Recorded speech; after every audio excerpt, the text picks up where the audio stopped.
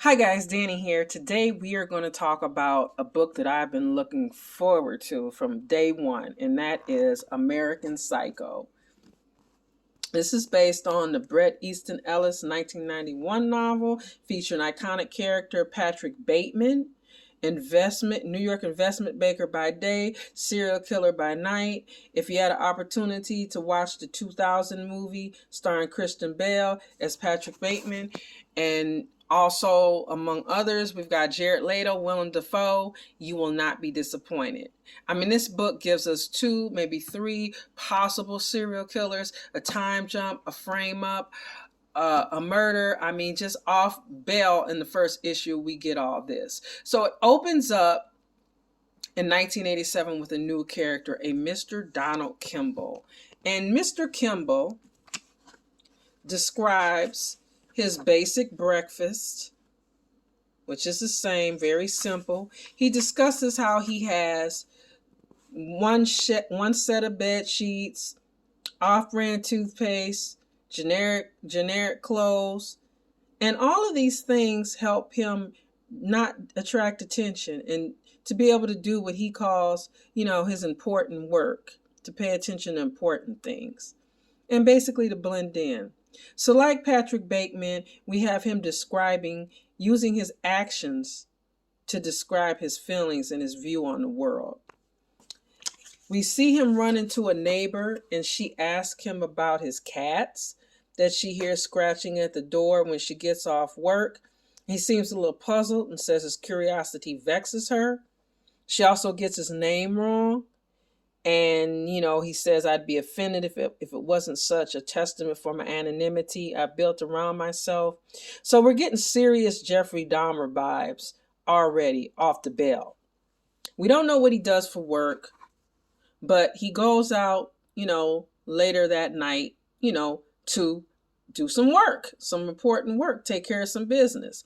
And what does that business consist of? Well, it consists of him following / stalking a young lady as she goes to different bars, flirts with different guys. And he states, tonight is the night I'll finally show you what's beneath the surface. And just when he is about to do this, well, who should she run into? Yes, that's right. You guys guessed it. That's our guy, Mr. Patrick Bateman. And we don't know if he's ever met him. He's, or it's kind of obvious that he's seen him or something, because he's like, oh no, not this guy.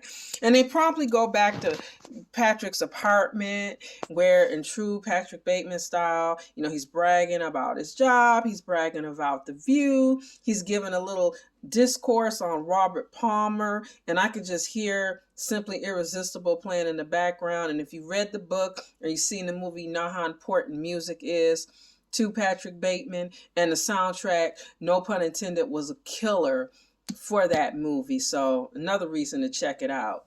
But anyway, of course, the evening ends with them sleeping together, which does not make our guy Donald Kimball happy at all. And after they do this, Patrick Bateman shows his true self by committing an act which we'll call it red rum. If you're a Stephen King fan, you know where I'm going with that one. If not, just write it down.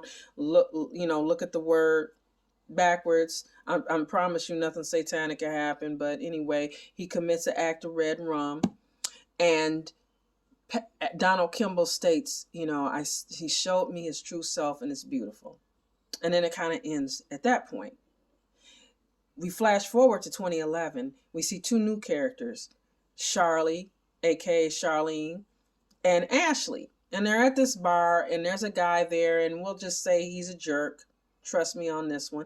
He's hitting on him really hard. He follows Charlene to the bathroom, to the ladies' room. Yeah, I told you guys he was a jerk, right? So he follows her to the bathroom and take advantage of her. And she has this red rum vision of committing red rum on him. And at that point, she's kind of like, stop. She's telling him to stop. And Ashley comes in, saves her.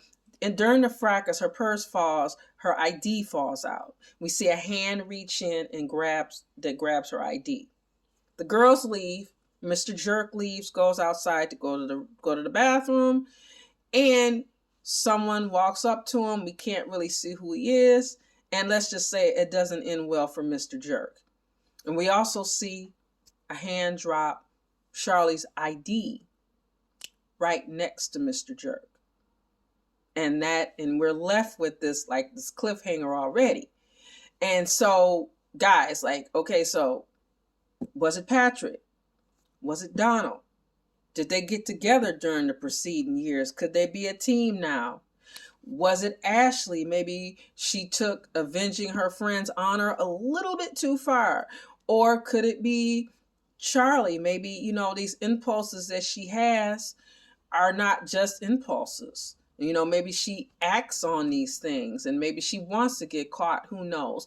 I was really, really, really, really, really happy with this comic, guys. I mean, the writing, the artwork, it jumps off the page, but it's not too bright. It's kind of simplistic in a good way. The way, like I said, you would think these characters would view the world. And it just gives us so much to look forward to. I enjoyed the fact that we didn't just open right up with Patrick, that we got some new characters in here to enrich his world. And I was truly, truly excited. I mean, I highly recommend this book. Like I said, the writing was great. We have Mr. Michael Calero and Peter Kowalski doing the illustrations. And like I said, I am just really, really, really, really, really, really psyched about this. I'm interested to hear what you guys think if you read it. We can also, if you want to talk about the movie, comparing it to the movie. I know it's a little early on because this is the first issue or the book, but I think it really holds up, in that lexicon in the Patrick Bateman world.